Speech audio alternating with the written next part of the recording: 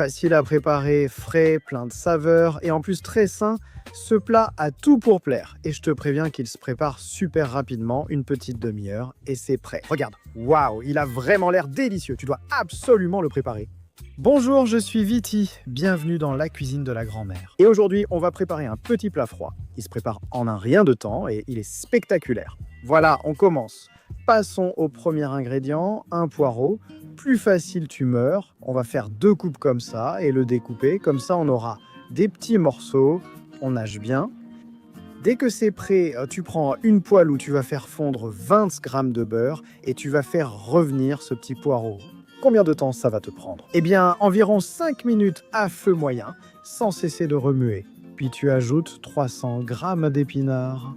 Elles étaient congelées et je les ai déjà décongelées. Si tu veux les utiliser fraîches, ça marche aussi.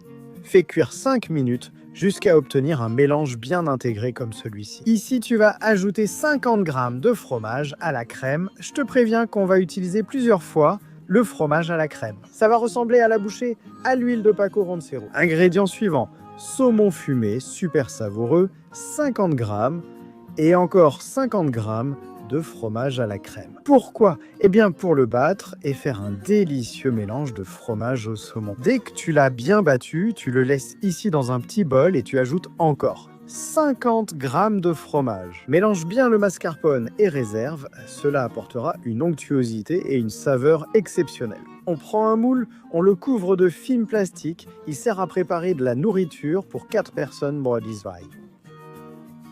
On couvre la base avec du saumon, il nous faudra à peu près 300 g, 3 beaux filets comme ceci.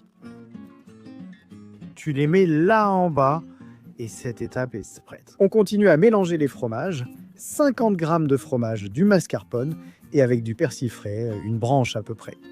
On mélange tout ça très bien et on passe directement au pain de mie. Je vais utiliser 4 tranches, on tartine d'un côté et c'est prêt, prêt. Et vous ne savez pas où va aller ce délicieux petit pain?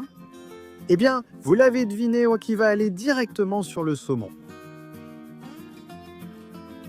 Attention, la crème descend, tu vois mon moule? C'est à peu près comme 2 tranches de pain de mie en bas. Fais attention, ne te trompe pas, c'est important. Nous avons nos épinards parfaits, on leur donne un dernier coup de cuillère pour qu'ils perdent un peu de chaleur et on retourne au moule. On couvre avec une portion généreuse de nos épinards. À quel point généreuse? Eh bien, selon que tu aimes les épinards. Pour mes enfants, il suffit d'en effleurer. Et pour moi, qui adore ça, une grosse portion. Dépose dessus et étale bien. Voilà, je l'ai là. On continue. On passe à l'autre mélange de fromage, celui avec le saumon et les 50 g de mascarpone qu'on avait mis de côté, bien gardés. On tartine des 2 côtés, donc débrouillez-vous pour ne pas vous en mettre partout, mais les 2 faces doivent être bien tartinées. Dès que vous les avez, vous les placez sur notre merveilleux mélange d'épinards. 1 et 2, et c'est presque prêt. Repasse par-dessus pour que tout soit bien crémeux, et si tu as besoin d'un peu plus de fromage, n'hésite pas. Eh bien, vas-y.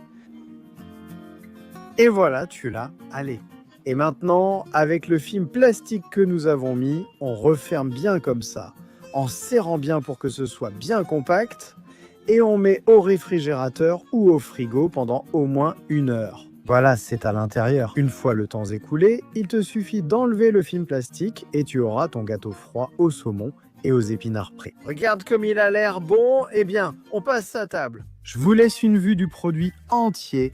Et maintenant, une petite coupe pour que vous puissiez voir l'intérieur. Avec la petite crème, les légumes et le merveilleux poisson, il n'y a rien de plus à ajouter au gâteau froid de saumon et d'épinards risras, qui peut faire plus spectaculaire. Comme toujours, sans gingembre, je vous le montre. Qu'est-ce que c'est? C'est comme ça qu'on le voit le mieux, tu vois. J'ai ajouté quelques baies de poivre pour une touche finale spectaculaire et surprendre à table.